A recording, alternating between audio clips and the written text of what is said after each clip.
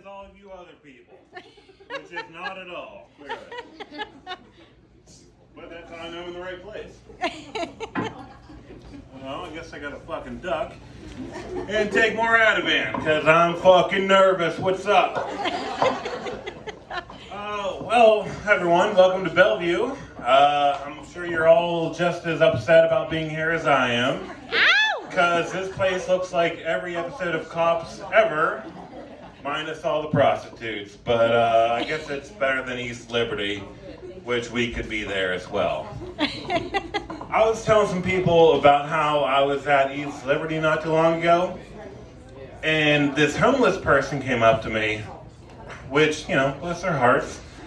But this one came up to me and was like, hey man, can you spare some money? And I was like, well, I don't really have any money, but I'll go buy you something to eat so you're not buying the drugs that I would buy if I was in your shoes.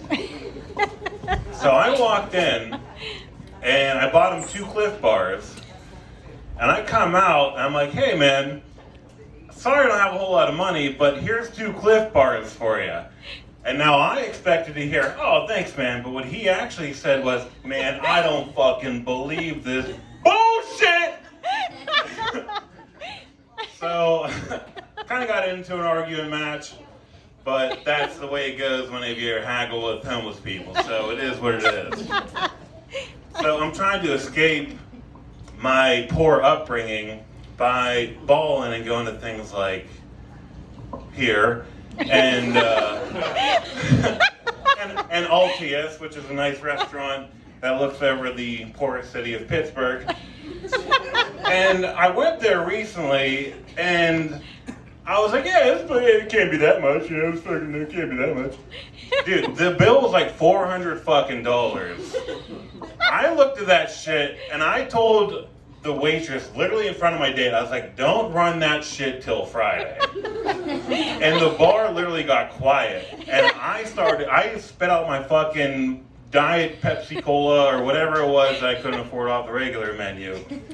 And it was not the way you would want a Valentine's date to go, because everyone knew that I was poor and I didn't belong. I felt like Jack Dawson in Titanic, which is not a cool place to be in.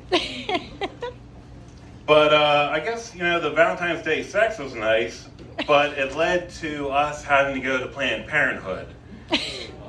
Yeah, I know, yeah. And I didn't have, you know, the $30 for Plan B, so I had to go to Planned Parenthood.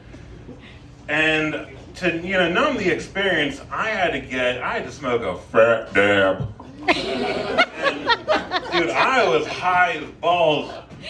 I was driving, and she's like, babe, is everything okay? I'm like, yeah, everything's fine.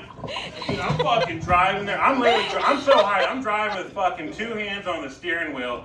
My nose is pressed up against the windshield. It's not a good look.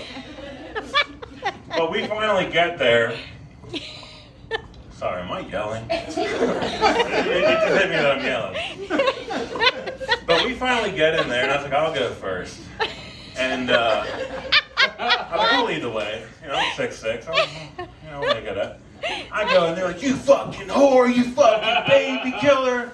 I'm like, dude, I'm just trying to use the vending machine. I don't have Sheets or Taco Bell at work. Let me just use your fucking vending machine. And then I finally make it in. I'm like, the coast is clear, so the girl comes after. She fucking does her business, and I'm like, you know, this isn't worth it. It's too much. I was like, kids just aren't the move for me, you know? I'm like, I'm not qualified to have kids. And her and I were talking about kids and shit. And, you know, I was like talking to her. I was like, you know, if you say you got like a terminal diagnosis, like how would you spend the rest of your days? I was like, would you do I'd do a bunch of fucking heroin. I'd be trying meth. I'd be fucking like robbing banks and shit. And I was like, how about you? What drugs do you do? She's like, I wouldn't do any drugs. She's like, I would be cuddling my children. I'm like, oh, fuck. Well, that's Plan B, but I'm going to do a bunch of heroin and try an open mic. Thanks for being a great first audience, everyone.